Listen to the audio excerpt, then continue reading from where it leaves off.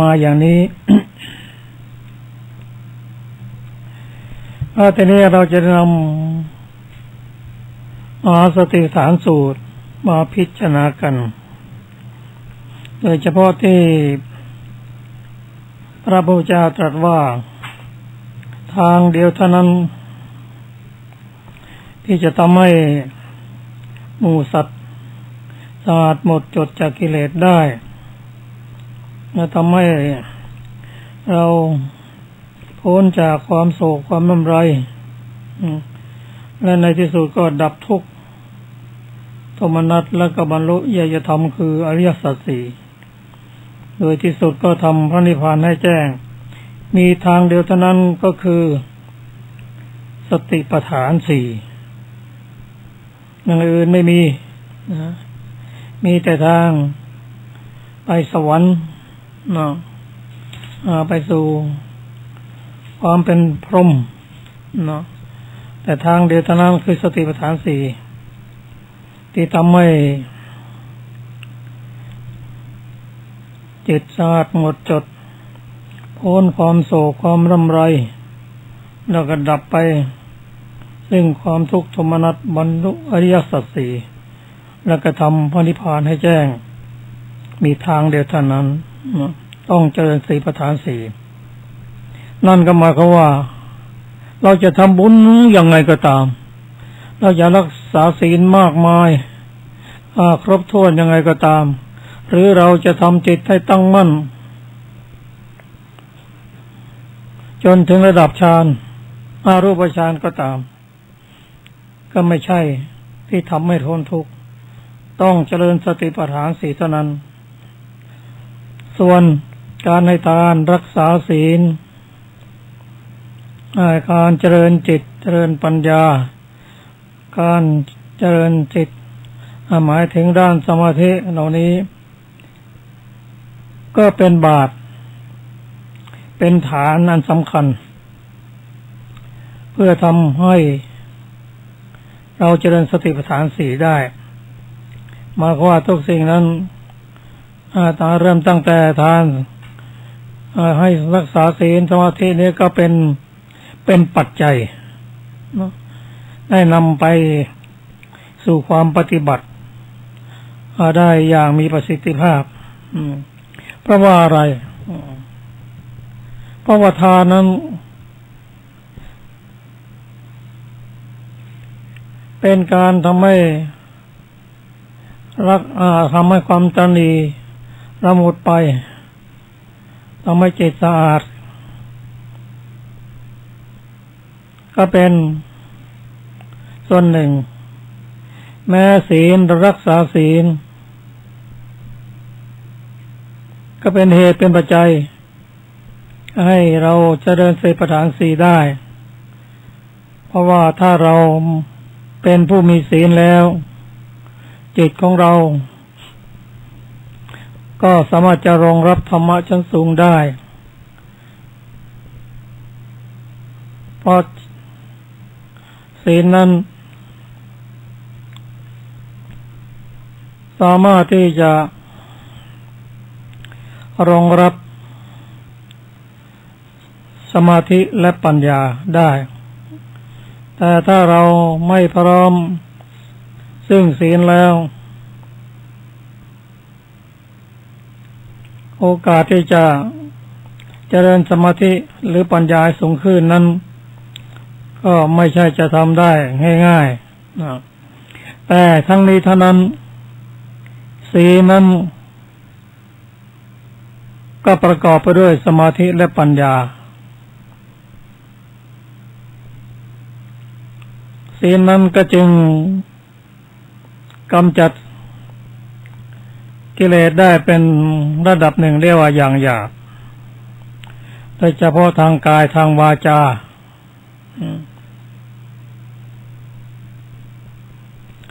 ส่วนสมาธินั้นก็มีศีลมีปัญญา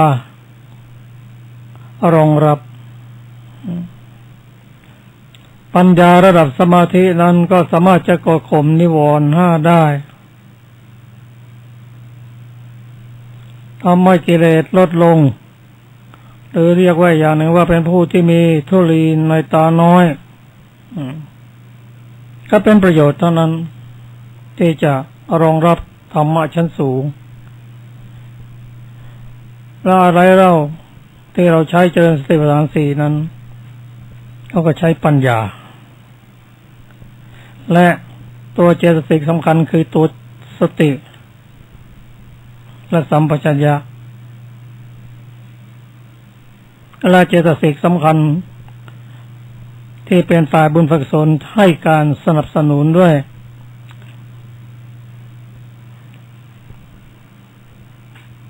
ก็ทำให้เรา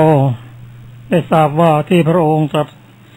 อย่างนี้นั้นไม่ให้เราติดอยู่แค่ทานไม่ติดอยู่แค่ศีล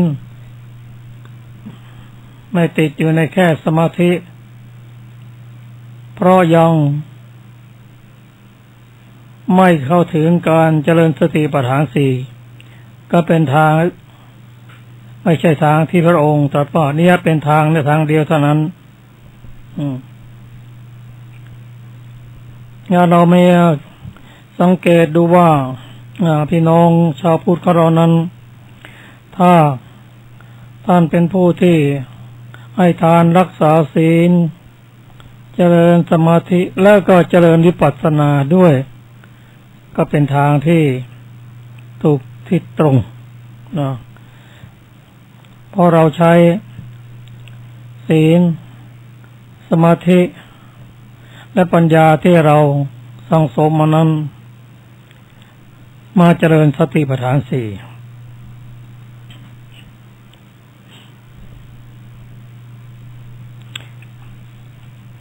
ถ้าเราจะพิจารณาแยกแยะไปอีกสักนิดหนึ่งว่าศีลสมาธิปัญญาที่เราเจริญขึ้นพัฒนาขึ้นนั้น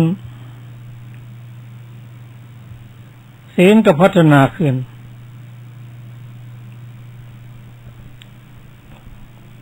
สมาธิก็พัฒนาขึ้นปัญญาก็พัฒนาขึ้นในระดับของศีลในระดับของสมาธิแม้ในการเจริญสติปัฏฐานสี่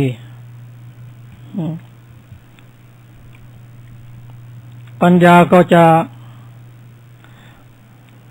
ถ้าเป็นระดับสูงสุดในทางโลกียะ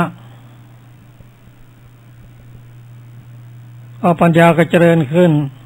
กิเลสก็ถูกกำจัดขึ้นเรียกว่าตทังคัปปหารแต่อย่างไรก็ตามขณะที่ยังไม่ข้ามโคตรภู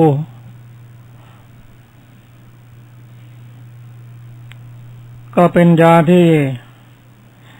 สูงสุดในทางโลกแต่ก็ยังเป็นปุถุชนอยู่ปัญญาก็เป็นปัญญาในระดับโลกิยะอยู่แต่ถ้าเราเจริญสติปัฏฐานสี่จนตรัสรู้ธรรมนั้นปัญญาศีลสมาธิปัญญานั้นก็พัฒนาในระดับสูงเรียกว่าเป็นอธิศีลอธิจิตอธิปัญญาโดยเฉพาะอธิปัญญานั้นก็เป็นปัญญาที่อยู่ในมรรคจิตสี่สามารถที่จะตรัสรู้ธรรมกำจัดกิเลสได้อย่างเด็ดขาดเป็นลำดับไปที่ว่าเป็นลำดับไปนะก็คือกิเลสนะหรือสังโยชน์นะมันมี10พระโสดาบันท่านก็ตัดกิเลสได้ระดับหนึ่งพระสกทาคามีพระอนาคามีพระอรหันต์ตั้งก็เป็นระดับสูงขึ้นไปจนตัดสังโยชน์10ได้ก็เป็นพระอรหันตบุคคล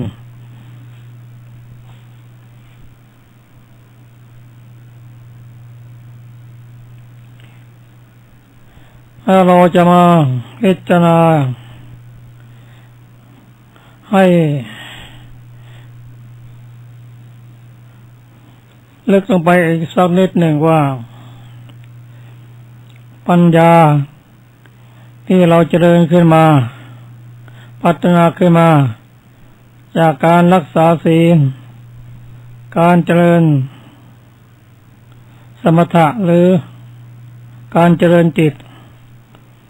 พร้อมด้วยสติสัมปชัญญะนั้นปัญญาก็พัฒนาขึ้นไปตามลำดับจนถึงการภาวนาที่สูงขึ้นได้แก่ปัญญาภาวนา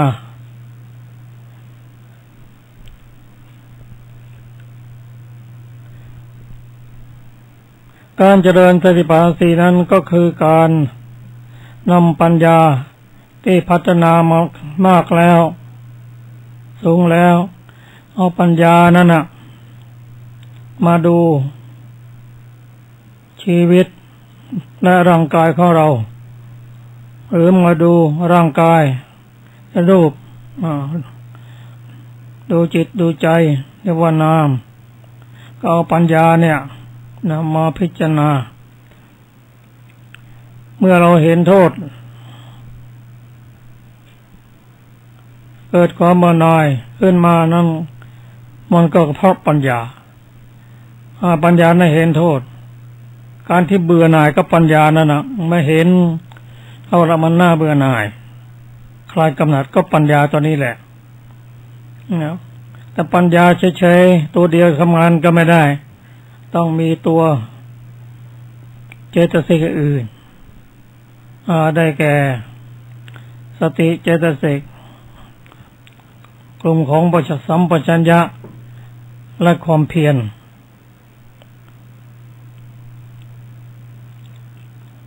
เราสั่งสมปัญญามาด้วยการฟังการไต่ถามการศึกษาเรียนรู้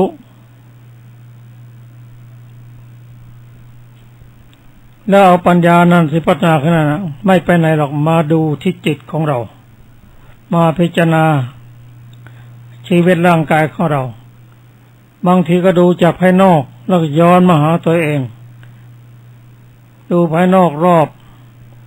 แล้วมาหาตัวเองดูตัวเองทั้งภายนอกทั้งภายในตอนเราเกิดปัญญาเมื่อไหร่แล้วก็จะเบื่อหน่ายมานั้นถ้าถามว่าจะเบื่อหน่ายเมื่อไหร่ก็เมื่อปัญญามีระดับสูงเห็นโทษเห็นภัยนั่นแหละแล้วการเจริญสติปัฏฐานสี่นั้นจึงเป็นการศึกษาพัฒนา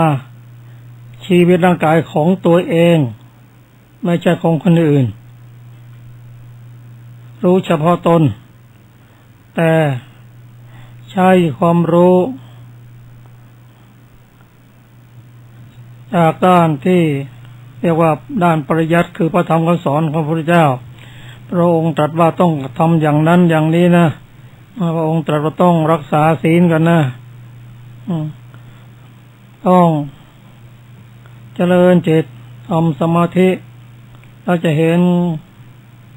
สภาวะตามความเป็นจริงแล้วก็วิธีที่จะ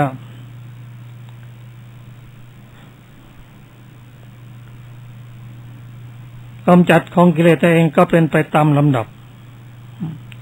ปัญญาก็เกิดไปตามลำดับกิเลสก็ถูกตัดไปตามลำดับของสติปัญญานั้น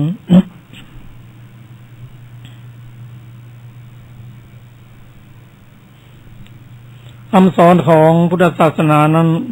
จึงแตกต่างจากศาสนาอื่นพุทธศาสนานั้นให้ดูตัวเองไม่ไปเพ่งผู้อื่นดูตัวเองกำจัดกิเลสของตัวเองเราทำเองเราก็สะอาดเองไม่มีใครบันดาลให้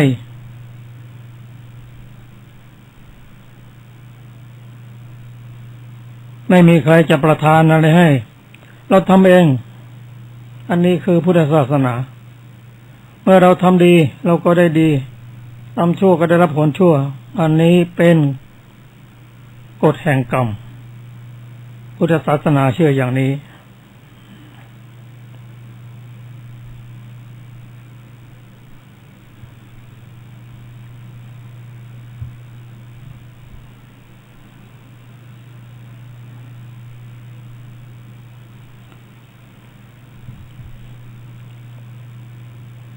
เมื่อเราพร้อมที่จะพิจารณา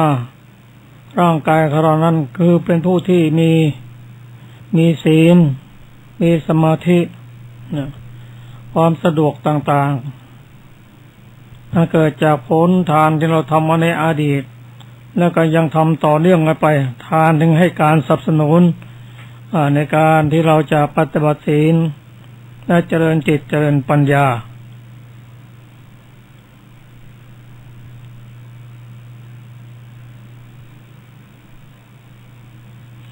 พระองค์ตรัสว่าดูกันเป็นสถาภิกษุในธรรมวินัยนี้ย่อมพิจารณาเห็นกายในกายเนืองอยู่มีความเพียรให้กิเลสร้อนมีสัมปชัญญะมีสตินำอภิชฌาและโทมนัสคือความยินดียินร้ายในโลกเสียให้พินาศก็ไม่พิจารณากายเนืองอยู่คำว่าเนืองนั้นมันก็ว่าทุกเวลาทุกวันเราจะทำได้ยังไงพิจารณาได้ทุกวันทุกเวลาแต่ที่ทำได้อย่างสะดวกยันก็คือภิกษุในธรรมวินัยของพระองค์พอภิกษุท่านออกบวชแล้วท่านไม่ออกจากเรือนแล้วทางท่านก็หมดข้อกังวลไปเยอะภารกิจของท่านหลักๆก็คือคันธทุระศึกษาพระธรรมคำสอนในพระไตรปิฎกจนเข้าใจสามารถสอนผู้อื่นและนำไปใช้ได้เรียกว่าด้านสมถะอีกอย่างหนึ่งก็พอท่านเรียนได้จำคล่องใจเข้าใจความหมายและน้อมประพฤติก็เป็นวิปัสสนาธุระก็ท่านก็พิจารณาร่างกายและจิตใจกันเนืองทุกวันท่านทำได้ถ้าถามว่าเราทำได้อย่างไหมทำได้อย่างนั้นไหมเราก็ทำได้แต่ไม่สามารถที่จะทำได้ละเอียดหมดจดเหมือนกับพระสงฆ์ท่านทำยกตัวอย่างเช่นกล่าวว่าเราถือศีลศีล 8พระสงฆ์ท่านถือศีลมากละเอียดมากท่านก็สะอาดมากกิเลสท่านก็ลดลงได้มากท่านบรรลุได้เร็ว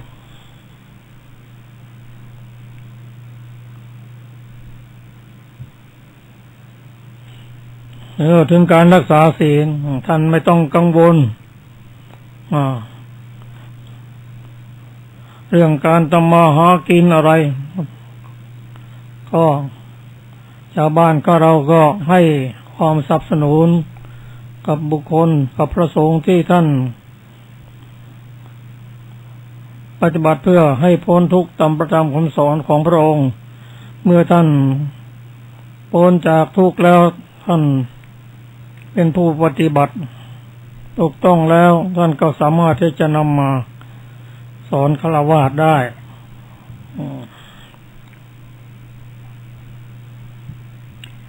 อีกประการหนึ่งฆราวาสนอกจากจะไม่สามารถที่จะรักษาศีลได้ละเอียดแล้วแต่การเจริญสมาธินั้นเราก็สามารถทำได้ถึงแม้ว่าจะไม่มีเวลามากเหมือนกับพระสงฆ์ท่านเราก็ทำตามความสามารถของเราทำได้ที่ไหนก็ทำได้รักษาศีลเราก็รักได้ทานเราก็ให้ทานได้แต่ศีลนั้น จะต้องค่อยๆทำไปให้หมดจดไปนะให้สามารถที่จะทำศีลห้าให้บริบูรณ์ได้อย่างรวดเร็วเราก็ทำไปการเจริญจิตเจริญสมาธิพระสงฆ์ท่านทำทุกวันนะแม้การสวดมนต์เช้าสวดมนต์เย็นหลังจากนั้นก็นั่งสมาธิเป็นชั่วโมงเราก็สามารถทำได้ตามความสามารถของเราไหว้พระสวดมนต์ระลึกถึงคุณพระพุทธเจ้าพระธรรมพระสงฆ์แล้วก็นั่งสมาธิแผ่บุญส่วนบุญส่วนกุศลเราก็ทำเราต้องทำถ้าเราไม่ทำเราก็จะสูญเสียประโยชน์ไปในฐานะที่เราเป็นชาวพุทธเราก็ต้องทำอย่างเนี้ยการปฏิบัติธรรมนั้นจึงสามารถจะทำได้แม้เราอยู่ในเพศของฆราวาสแต่ถ้าเราพร้อมเราสมบูรณ์จริงๆแม้เป็นฆราวาสก็สามารถบรรลุธรรมได้ที่จนถึงระดับพระอนาคามีบางท่านในสมัยพระพุทธเจ้าก็เป็นพระอรหันต์บุคคลแล้วก็บวช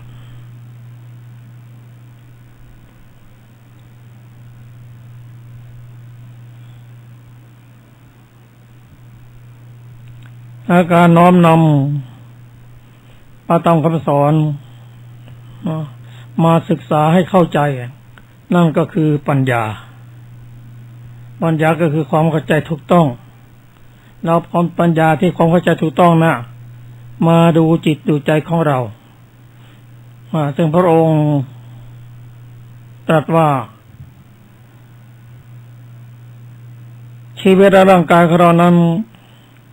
ประกอบด้วยธาตุหกเท่านั้นเองในเรื่องธาตุนี้พระองค์ได้ธาตุหกนี้พระองค์ได้ตรัส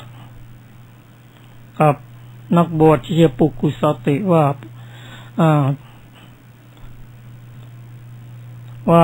ชีวิตร่างกายของเรานั้นประกอบด้วยธาตุหกเท่านั้นคือธาตุดินธาตุน้ำธาตุไฟธาตุลมอากาศธาตุและวิญญาณธาตุเราเริ่มเข้าใจแต่ก่อนเราคิดว่าตัวเราก็ร่างกาย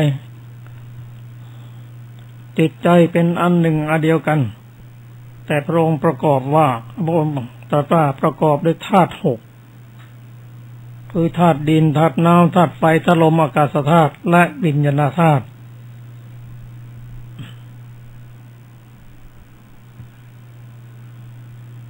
แล้วก็เรามาพิจารณาอย่างนี้ถ้าเราจะพิจารณาว่าร่างกายของเรานั้นประกอบด้วยธาตุดินในพระสูตรท่านก็อธิบายคำว่าธาตุดินนั้นได้แก่สิ่งที่มีลักษณะแข็งแข็งแต่แข็งแข็งหมายความว่าเราสัมผัสได้บางทีก็นุ่ม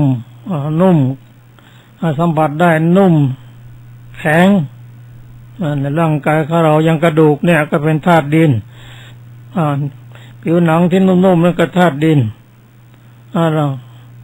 ให้เราเข้าใจอย่างนี้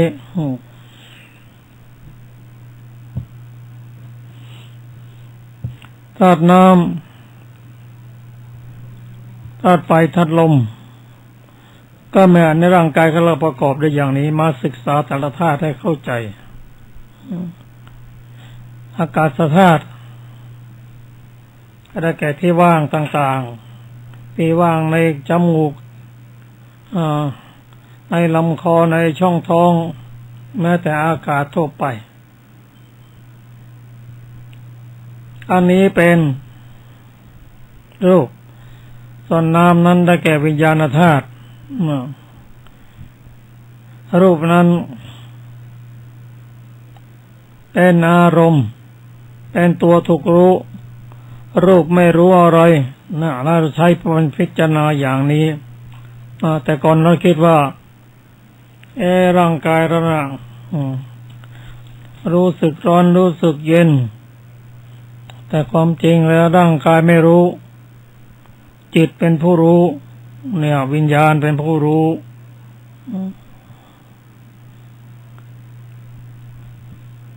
แล้วเราก็คิดว่านะทั้งร่างกายของเรา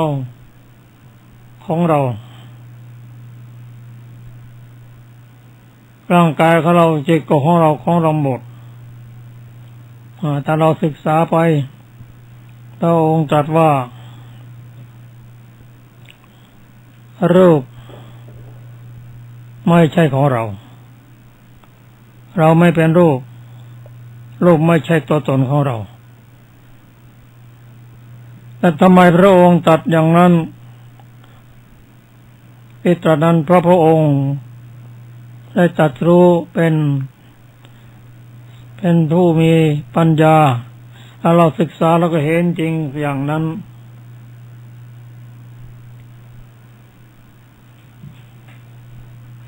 ที่ว่าไม่ใช่ตัวของเรานั้นเราบังคับบัญชามันไม่ได้ไม่อยู่ในอำนาจของเราแล้วก็มีอายุ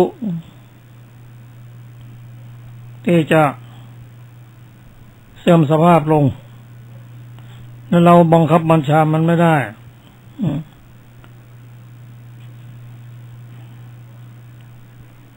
ก็เราศึกษาในพระสูตรเนี่ยเราจะรู้พระองค์ตรัสอย่างนั้นเรามาพิจารณาเป็นอย่างนั้น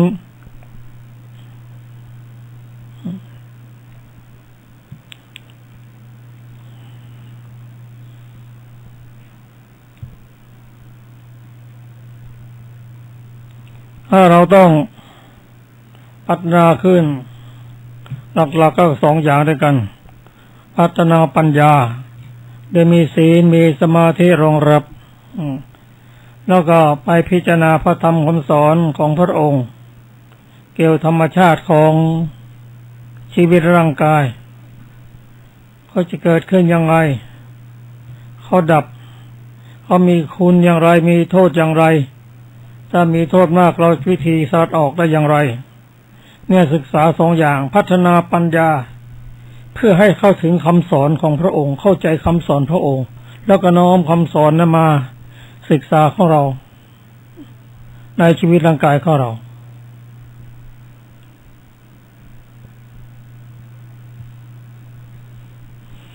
เนี่ยเราอ่านพระสูตรแต่ละสูตรนั้นน่ะเราอ่านให้เข้าใจนะเราจะเข้าใจได้ก็ต้องอาศัยปัญญาในระดับหนึ่ง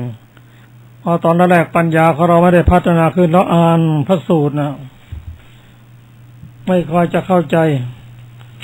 ถ้าอ่านได้ตามตัวหนังสือแต่ความเข้าใจมันยังไม่สมบูรณ์เราก็อ่านพระสูตรนั่นน่ะเหมือนกับฟังพระพุทธเจ้าพระองค์ตรัสสอนน่ะนะเราฟังธรรมพระองค์ตรัสอย่างนั้นอย่างนั้นเราก็พิจารณาดูว่าจริงหรือไม่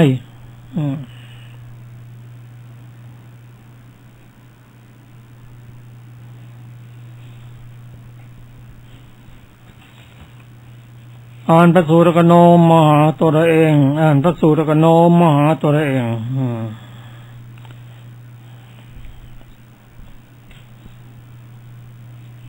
เช่นพระองค์ตรัสว่าร่างกายของเรานั้นประกอบด้วยธาตุดินธาตุน้ำธาตุไฟธาตุลมแต่ที่เราสัมผัสได้นั้นคือธาตุดินธาตุดินนั้นภาษาบาลีเรียกว่าปัทวีธาตุก็ปัทวีธาตุหรือธาตุดินนั้นมีทั้งภายนอกมีทั้งภายใน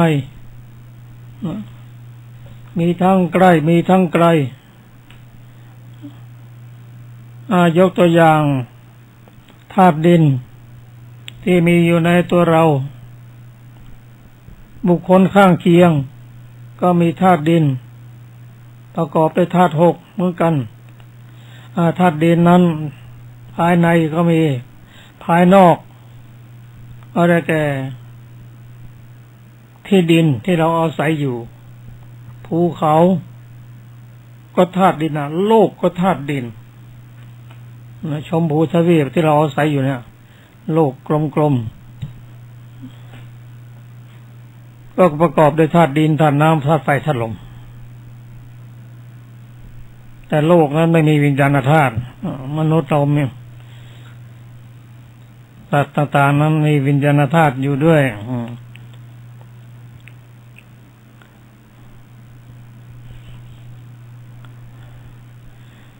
ธาตุดินนั้นเราจะบังคับบัญชามันได้ไหมเพราะทุกสิ่งเกิดขึ้นตั้งอยู่แล้วก็เสื่อมไปอันนี้เป็นหลักธรรมดาแต่ที่มันเสื่อมไปตามอายุของธาตุดินธาตุต่างของธาตุดินนั้นก็เปลี่ยนแปลงไปตลอดไม่ห้ามเปลี่ยนแปลงไม่ได้ผมก็ธาตุดินเราดูผมนั่นน่ะตอนแรกๆก็เป็นเด็กๆก็อีกอย่างหนึ่งกลางคนก็อย่างหนึ่งพอแก่ลงก็ลักษณะของผมก็แตกต่างไป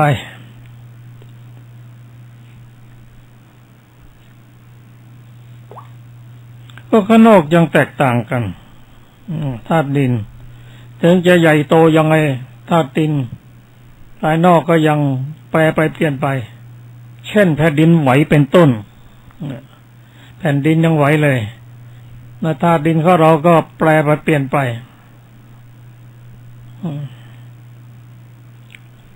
บางทีก็ยกตัวอย่างเช่นเป็นฝีเป็นฝีธาตุดินก็โตขึ้นธาตุดินเมื่อธาตุดินแปรไปธาตุน้ำธาตุไฟธาตุลมก็แปรไปด้วยอย่างที่เราศึกษาว่าถ้า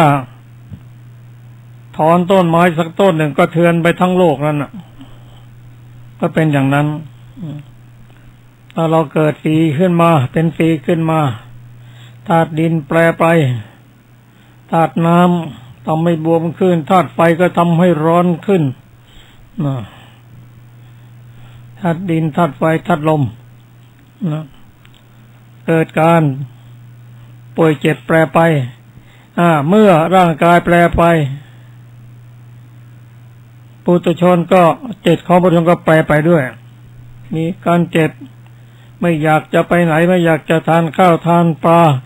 ไม่อยากจะทำงานต่างๆเพราะร่างกายเจ็บป่วยขึ้นก็เป็นเรื่องถ้าธาตุดินมันแปรไปธาตุอื่นก็แปรปรวนไปด้วยข้างนอกก็เหมือนกันถ้าแผ่นดินไหวธาตุน้ำธาตุไฟก็แปรไปด้วยภูเขาไฟระเบิดธาตุดินระเบิดธาตุไฟก็เกิดขึ้นเกิดลมเกิดน้ำท่วมก็ภายนอกยังยิ่งใหญ่ก็ยังแปรไปเปลี่ยนไปก็ทำไมธาตุดินในร่างกายของเราแปรไปแล้วธาตุอื่นก็แปรไปด้วยพอร่างกายแปรไปจิตก็แปรไปด้วยเปลี่ยนแปลงไปด้วยนี่เป็นลักษณะของปุถุชน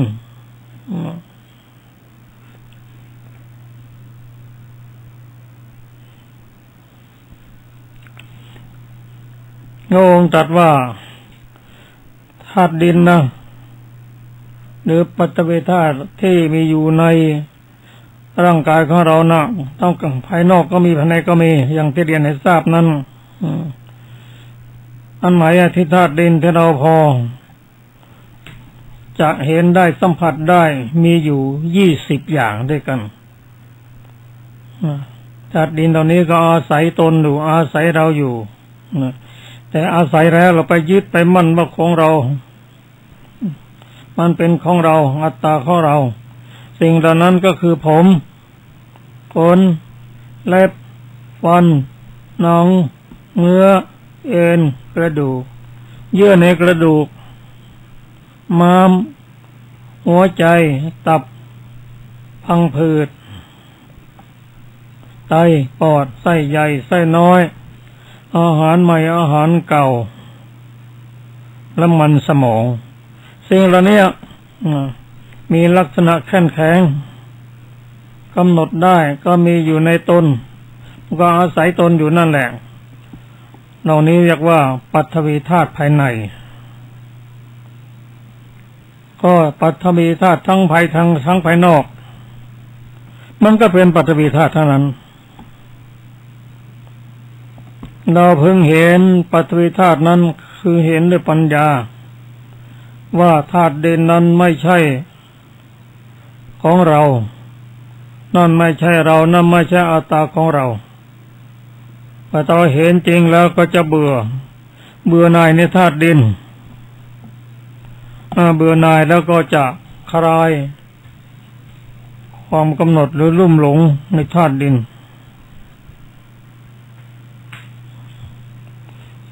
ก็ทั้งนี้ทั้งนั้นก็ต้องอาศัยปัญญาทั้งนั้นแต่ปัญญาเรามันไม่เกิดขึ้นเราก็ไม่เห็นว่าเป็นของเราถ้าปัญญาเราเกิดขึ้นได้เห็นแล้วโอ้มันไม่ใช่ของเราจะว่ายาก็ได้เอาให้ยืมมาใช้ช่วงระยะประมาณ100 ปีเป็นอย่างมากก็ได้ก็มันก็ไม่ใช่ของเรานั่นแหละแต่เราก็ต้องรักษานะดูแลเขาเพราะเราอาศัยเขาอยู่ถึงไม่ใช่ของเราต้องดูแลรักษาแต่เราไม่ติด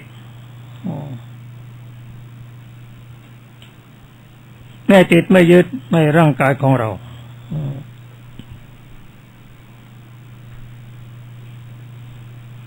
ถ้าเราปัญญาเราเกิดขึ้นว่าธาตุดินไม่ใช่ของเราธาตุดินไม่ใช่เราไม่ใช่ของเราไม่ใช่เป็นอัตตาของเราธาตุดินของเรายังไม่ยึดไม่ติดแล้วธาตุดินข้างเคียงก็เช่นเดียวกันไม่ใช่ของเรา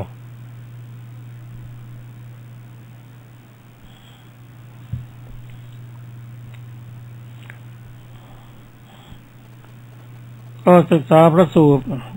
แล้วก็โน้มมาพิจารณาให้กับชีวิตของเรา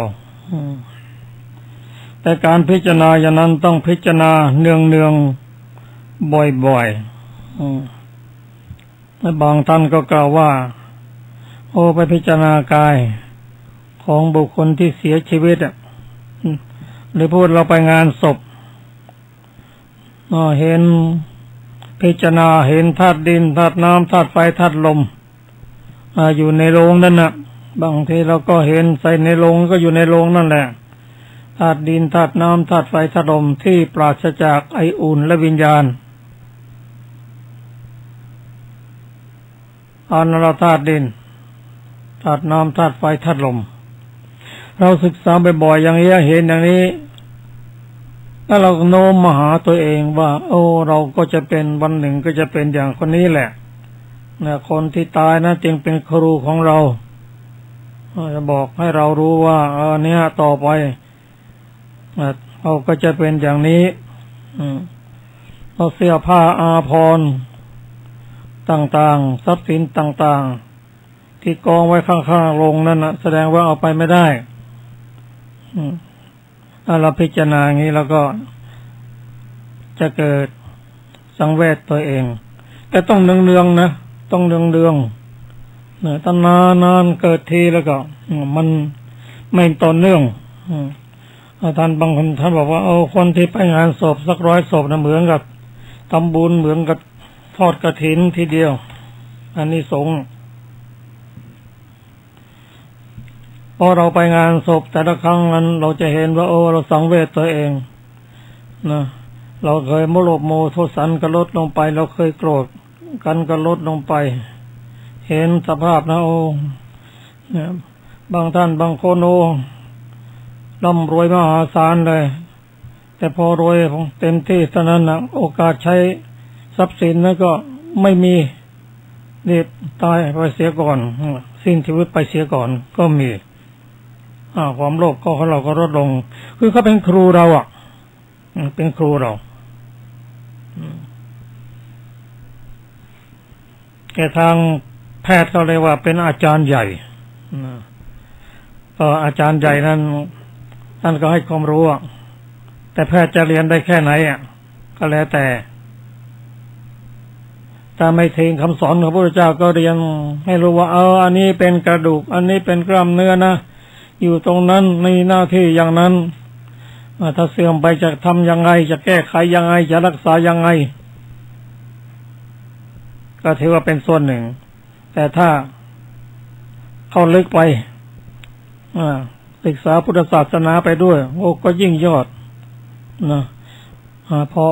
ในแพทย์หมอนะท่านมีโอกาสที่ได้คลุกคลีกับธาตุดินธาตุน้ำธาตุไฟธาตุลมได้ยามากกว่าเห็นแล้วสังเวชเห็นความไม่สวยไม่งามถ้าศึกษาไปกล้ามเนื้อมัดนี้งามกระดูกงามก็เป็นเอกระดับหนึ่งไม่เกิดความเบื่อหน่ายคลายกำหนัดก็วิชาของพุทธเจ้านะพระองค์สอนในมงตลอดสาย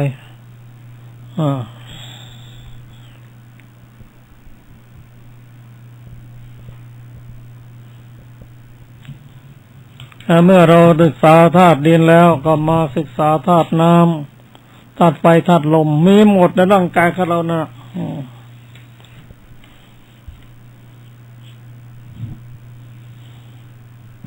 ก็ธาตุน้ำได้แก่อะไรบ้าง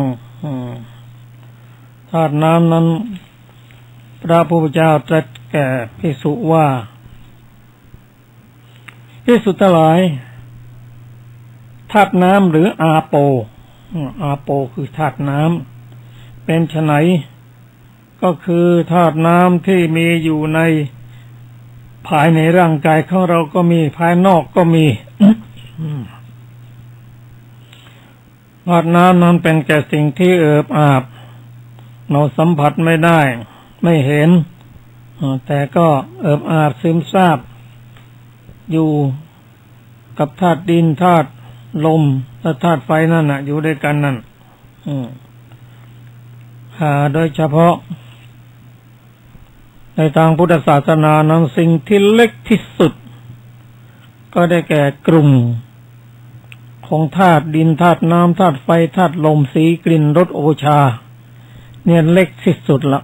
ไม่มีอะไรจะเล็กกว่านี้เรียกว่าอวินิโพครูปแปดได้แก่สิ่งที่เล็กที่สุดแยกออกไปไม่ได้แต่ประกอบด้วยธาตุดินธาตุน้ำธาตุไฟธาตุลมมีสีกลิ่นรสโอชาเล็กที่สุดเราจะกินอาหารแต่ละคำแยกแค่เล็กเท่ากันได้แค่นี้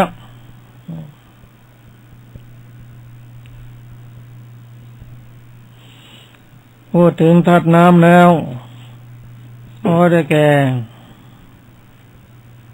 สิ่งที่เอิบอาบซึมซาบมีอยู่ในตัวของเรานั่นอาศัยตัวของเรานั่นได้แก่น้ำดีน้ำเสลดน้ำเหลืองน้ำเลือดเหงื่อมันข้นน้ำตาเดียวมันน้ำลายน้ำมูกน้ำไข่ข้อน้ำมูดก็คือน้ำปัสสาวะนั่นเองมีอยู่12รวมกับธาตุดินก็เป็น32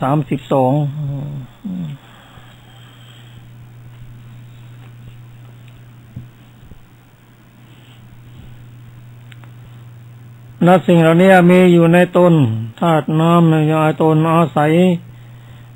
ตนอยู่เราศึกษาด้วยความเป็นจริงแล้วว่าธาตุน้ำนั่นมันไม่ใช่ของเรานั่นไม่ใช่เรานั่นไม่ใช่อัตตาของเรามันแปรปรวนแปรไปตามกาลเวลาทำให้เราเจ็บไข้ได้ป่วยมันมากขึ้นเช่นบวมน้ำท้องบวมน้ำหรือปอดบวมน้ำเป็นต้นเห็นแล้วก็หน้าเบื่อหน่ายทำให้เราคลายกำหนัดจากธาตุน้ำได้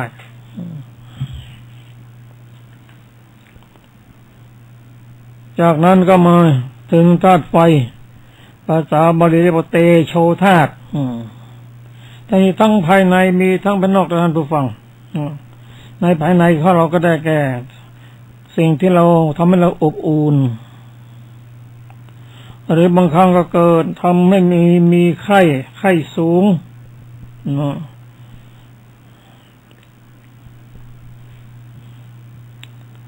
แล้วก็ตัวธาตุเนี่ยยังให้เป็นตัวที่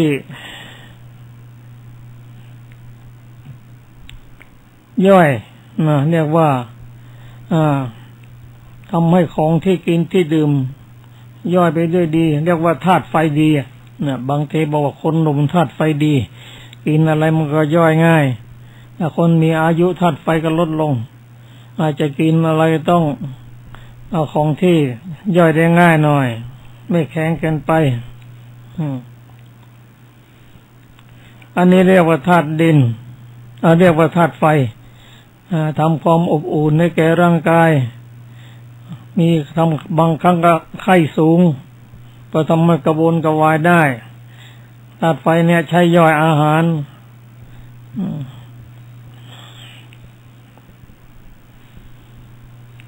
ก็ธาตุไฟนั้นมี4จากนั้นก็ได้แก่ธาตุลมธาตุลมนั้นภาษาบาลีว่าวาโยธาตุก็มีทั้งภายนอกภายในลมภายนอกก็มีภายในก็มีลมภายนอกแรงเกิดพายุครับอย่างบ้านเรานั่นเกิดพายุแล้วมีพัดโน่นพัดนี่ทำให้ต้นไม้โค่นทำลายบ้านเรือนได้บางครั้งก็ทำลายชีวิตได้เพราะธาตุลมทั้งภายนอกทั้งภายในนั้นก็เป็นลมที่พัดขึ้นเบื้องบนพัดลงข้างล่างลมในท้องลมในลำไส้ที่แล่นไปตามอวัยวะอย่างอวัยวะต่างๆตลอดจนลมหายใจเนี่ยลมนะมีอยู่6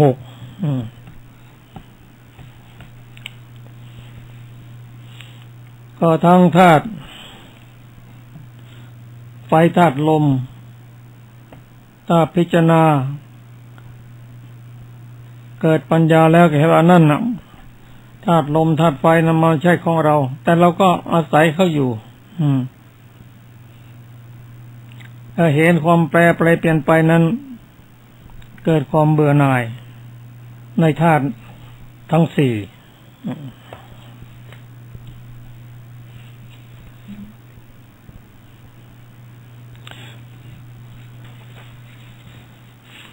ก็พิจารณาเนืองบ่อยๆอย่างนี้โดยปัญญาที่เราสั่งสมมา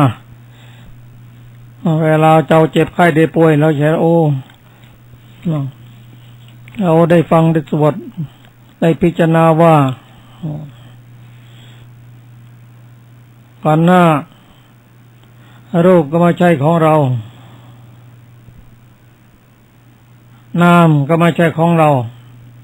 เวทนาสัญญาสังขารวิญญาณก็ไม่ใช่ของเรา